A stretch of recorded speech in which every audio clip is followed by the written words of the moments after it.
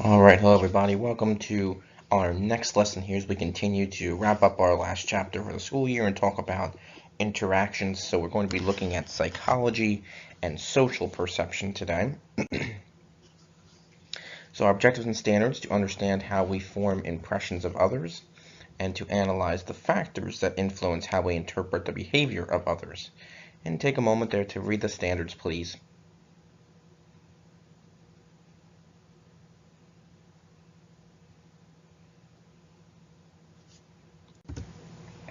And our desired result, how do impressions and behaviors influence social perception? Couple of vocab words here. Primacy effect is the tendency to form opinions on others based on first impressions. Stereotype is a set of assumptions about people in given category, often based on half-truths and non-truths. Should probably be categories, but either way, I think we're okay. And attribution theory is a collection of principles based on our explanations of the causes of events, others' behaviors, and our own behaviors. Okay, some more vocabulary here. Fundamental attribution theory, inclination to over-attribute others' behavior to internal causes, such as dispositional factors, and discount the situational factors contributing to their behavior. Actor-observer bias is a tendency to attribute one's own behavior to outside causes, but attribute the behavior of others to internal causes. Self-serving bias, a tendency to claim success due to our efforts, while failure is due to circumstances beyond our control. And then nonverbal communication is the process through which messages are conveyed using space, body language, and facial expressions. So interpreting impressions.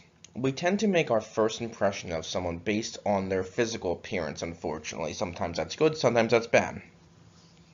Another way is through primary effect, and this is a tendency to form opinions on others based on our first impressions, such as maybe seeing someone who might have a lot of tattoos or spiky hair or a lot of piercings. Sometimes people might judge that person in a certain way just by the way they dress or act, and it could be totally wrong, our first impression of them, but that's a primary effect.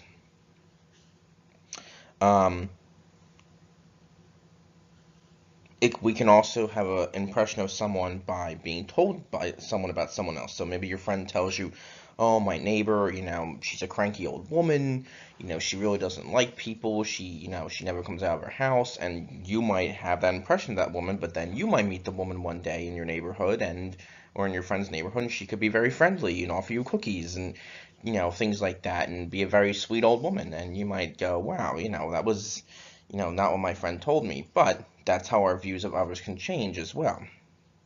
Impressions can also cause us to treat others how we view them, such as if we see, somebody that we might like or not like, if it's a friend or a former friend of ours that, we don't want to deal with anymore, sometimes we might treat them a little differently. And we try to take impressions of ourselves into consideration as well, such as looking nice or dressing well. For a job interview, or if you're going on a date with someone, we want that person's first impression of us to be a good one. So the study of schemas. We can place people into categories when we form impressions of them. Now, knowledge or a set of assumptions that we develop about a person or event is known as a schema.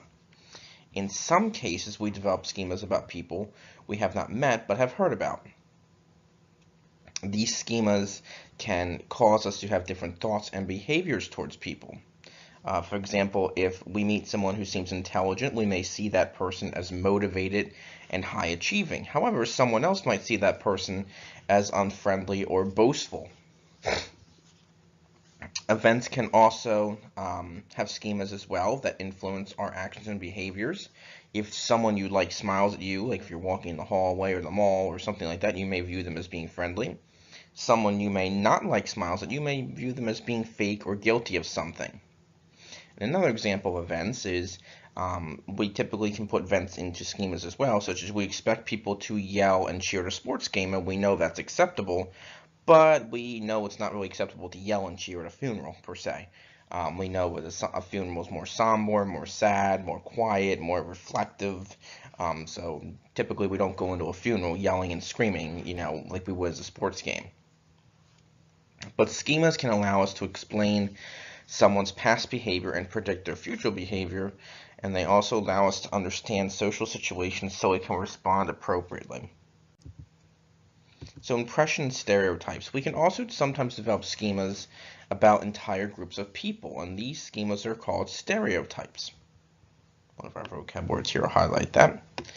It is a set of assumptions about an identifiable groups of people, such as males. We may see men as strong, independent, dominant. We might see females as more caring, emotional, and nurturing. And then here are some other traditional gender stereotypes that people have about men and women. Now, again, these aren't always true. Sometimes they are, sometimes they're not. Sometimes, they cross at different events or whatever, or, things like that.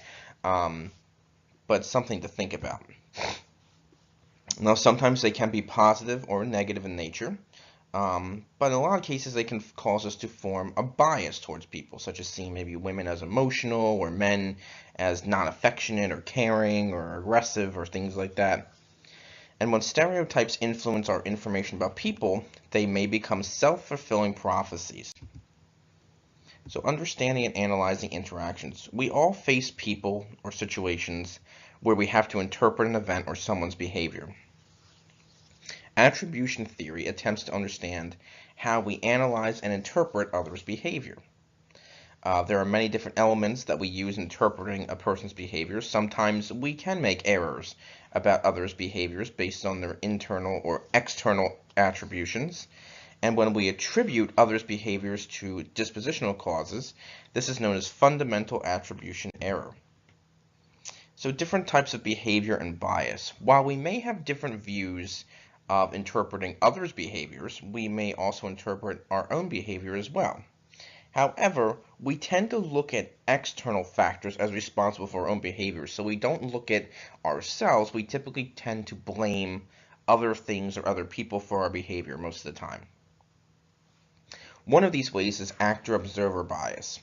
So when we analyze our own behavior, we are the actor. I am smiling because I got a grade on a test. So I know that I'm looking at myself and saying, oh, that's why I'm smiling today, because I did good on that. However, when we look at others' behaviors, we are the observer. We might say, well, that girl was smiling in class not because she got a good grade on her test, but because she's just a friendly person. So again, two different kind of views and how we interpret behavior. Now, self-serving bias. When we have success or do something good, we are very quick to claim victory. That's an internal attribution. Oh, I did good on that test because I studied hard, I stayed after school, I asked my teacher for help. We congratulate ourselves. However, if we struggle or face defeat, we blame circumstances beyond our control. And this is an external attribution. The test was too hard, the teacher didn't review, that chapter well enough, I was busy with family or work or friends. My friends made me go out that weekend and I couldn't study. So we tend to blame others or other things. Now, the purpose of nonverbal communication. Development and maintenance of a relationship is the willingness to communicate elements of yourselves to others. Now, this can be verbal, such as speaking it, or nonverbal components. An example of a verbal component would maybe be telling someone you like what they made for dinner, or your mom or whoever, that it was a good dinner. A nonverbal example could be smelling the food and smiling when you receive it, or, some people rub their stomach when they're full and say, wow, just kind of sit back in their chair and relax, or, whatever. Now, most people are not aware of nonverbal signals they send to others. We can pick up on nonverbal symbols from others, but we don't typically know when we're doing it ourselves. We can pick up on nonverbal symbols from others, such as maybe somebody looking tired or excited without them saying something, looking upset. Sometimes the old saying is there's something on somebody's mind. You can look at somebody and say something's bothering them just by looking at their face. And to that aspect, nonverbal communication can include things such as facial expressions, body language, such as posture and gestures. Maybe you're folding your arms or crossing your arms, and that means you're upset or angry about something, and people can sometimes pick up on that. And it can also send signals about yourself.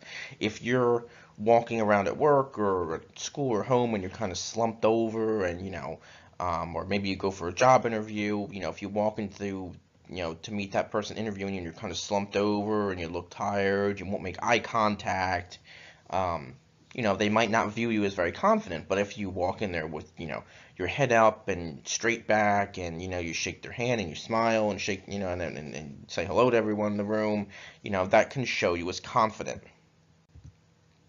All right, so how do impressions and behaviors influence social perception? Think about that. Think about what we look for, how we pick up on people's behaviors and our impressions of those behaviors to help us kind of make judgments of them and make judgments of different events.